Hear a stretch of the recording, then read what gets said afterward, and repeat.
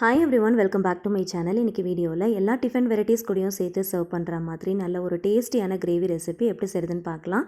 ரொம்ப குயிக்காக செஞ்சு முடிச்சிடலாம். ரொம்பவே சிம்பிள் அண்ட் ஈஸியான ரெசிபியும் கூட, சப்பாத்திக்கு பர்ஃபெக்டான மேட்சாக இருக்கும். ஸோ கண்டிப்பாக அந்த ரெசிபியை ஒரு தடவை ட்ரை பண்ணி பாருங்கள். ரெசிபியோட வீடியோவை பார்க்குறதுக்கு முன்னாடி சேனலை மறக்காமல் சப்ஸ்கிரைப் பண்ணிக்கோங்க. கூடவே இருக்கிற பெல் ஐக்கனையும் கிளிக் பண்ணிக்கோங்க. அப்போ தான் நான் போடுற வீடியோஸ் உங்களுக்கு நோட்டிஃபிகேஷன் வரும், நீங்கள் மிஸ் பண்ணாமல் பார்க்கலாம். பேனில் ஒரு 2லேருந்து 3 டேபிள் ஸ்பூன் அளவுக்கு அன்சால்டட் பட்டர் ஆட் பண்ணிக்கலாம். இந்த ரெசிபியை பொறுத்த வரைக்கும் பட்டர் யூஸ் பண்ணி பண்ணும்போது டேஸ்ட் ரொம்ப நல்லாயிருக்கும். ஒரு 1/4 டீஸ்பூன் அளவுக்கு சோம்பு சேர்த்து பொரிய விட்டுக்கலாம். இந்த ரெசிபி செய்கிறதுக்கு 2 பெரிய வெங்காயத்தை க்யூப்ஸாக கட் பண்ணிட்டு சேர்த்துருக்கிறேன். இந்த ரெசிபிக்கு இந்த மாதிரி கட் பண்ணிட்டு சேர்த்துக்கோங்க. பார்க்குறதுக்கும் அழகாக இருக்கும், டேஸ்ட்டும் ரொம்ப டிஃப்ரெண்ட்டாக இருக்கும். ஸோ இது கூடவே கேப்சிகம் ஆட் பண்ணியிருக்கிறேன். க்ரீன், ஆரஞ்சு, ரெட் இந்த 3 கலரில் கேப்சிகம் எடுத்து அதையும் க்யூப்ஸ் மாதிரி கட் பண்ணிட்டு சேர்த்துருக்கிறேன். தேவையான அளவுக்கு சால்ட் ஆட் பண்ணிவிட்டு நல்லா சாட்டே பண்ணிக்கலாம். இது ரொம்ப நேரம் வதக்கணும் அப்படிங்கிற அவசியம் இல்லை. எப்பயுமே நார்மலாக கிரேவிலாம் செய்யும் போது நம்ம நல்லா வதக்குவோம் இல்லையா, இது கொஞ்சம் லைட்டாக கலர் சேஞ்ச் ஆகணும், அந்தளவுக்கு வதக்கினா போதும். நல்லா க்ரன்ச்சியாக இருந்தால் தான் இந்த ரெசிபிக்கு நல்ல ஒரு டேஸ்ட் கிடைக்கும்.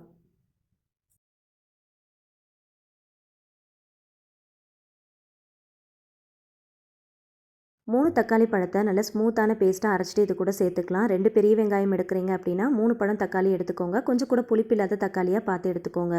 இந்த கிரேவிக்கு எந்த அளவுக்கு வாட்டர் தேவைப்படுதோ அந்த அளவுக்கு வாட்டரை நீங்கள் ஆட் பண்ணிக்கோங்க.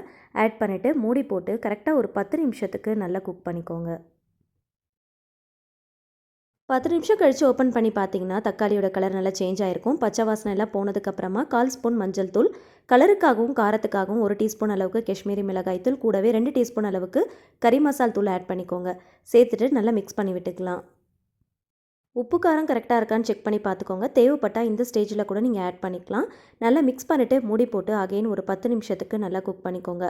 நல்லா கொதித்து ஓரளவுக்கு திக்காகி வரும்போது சிப்பி காளான் எடுத்திருக்கேன். இதை சுத்தமாக வாஷ் பண்ணிவிட்டு நல்லா பொடியை நறுக்கிட்டு இது கூட சேர்த்துக்கலாம். எந்த காளான் வச்சு வேணுனாலும் இந்த ரெசிபியை நீங்கள் ட்ரை பண்ணி பார்க்கலாம். டேஸ்ட் ரொம்ப நல்லாயிருக்கும். ஆனால் சிப்பி காளான் வச்சு செய்யும் போது டேஸ்ட் ரொம்ப சூப்பராக இருந்துச்சு. கண்டிப்பாக ஒரு தடவை ட்ரை பண்ணி பாருங்கள். காளான் சேர்த்து ஒரு 3 நிமிஷத்துக்கு நல்லா வதக்கி விடுங்க. நல்லா வதக்கிட்டு மூடி போட்டு அகைன் நல்லா குக் பண்ணிக்கோங்க. ரொம்ப நேரம் குக் பண்ணணும் அப்படிங்கிற அவசியம் இல்லை. ஒரு 10 நிமிஷம் மீடியம் ஃப்ளேமில் வச்சு குக் பண்ணால் போதும். ஓரளவுக்கு திக்கானதும் ஸ்டவ் ஆஃப் பண்ணிவிட்டு கடைசியாக கசூரி மேத்தியை நல்லா க்ரஷ் பண்ணிவிட்டு சேர்த்துக்கோங்க. இந்த சிப்பி காளானை நல்லா பொடியை நறுக்கிட்டு குக் பண்ணிங்கன்னா ஜஸ்ட் ஒரு 10 மினிட்ஸ் குக் பண்ணால் போதும். ரொம்ப குயிக்காக குக் ஆயிரும். கம்மியான இன்க்ரீடியன்ஸை யூஸ் பண்ணி ரொம்ப குயிக்காக ஒரு ரெசிபி செய்யணும்னு நினச்சிங்கன்னா கண்டிப்பாக அந்த ரெசிபியை சூஸ் பண்ணிக்கோங்க. இதை ப்ரிப்பேர் பண்ணுற மெத்தடும் ரொம்பவே ஈஸி தான். பிகினர்ஸ் பேச்சுலர்ஸ்க்கு ரொம்பவே யூஸ்ஃபுல்லாக இருக்கும். கண்டிப்பாக ஒரு தடவை ட்ரை பண்ணி பாருங்கள். ரெஸ்டாரண்ட்டில் கிடைக்கிற எக்ஸாக்ட் டேஸ்ட்டில் ரொம்ப ஈஸியாக டேஸ்டியான சிப்பி காளான் மசாலா ரெடி. இட்லி, தோசை, சப்பாத்தி, பூரி, ரோட்டி, நான், இடியாப்பம்னு எல்லாத்துக்குமே அல்டிமேட்டான காம்போவாக இருக்கும்.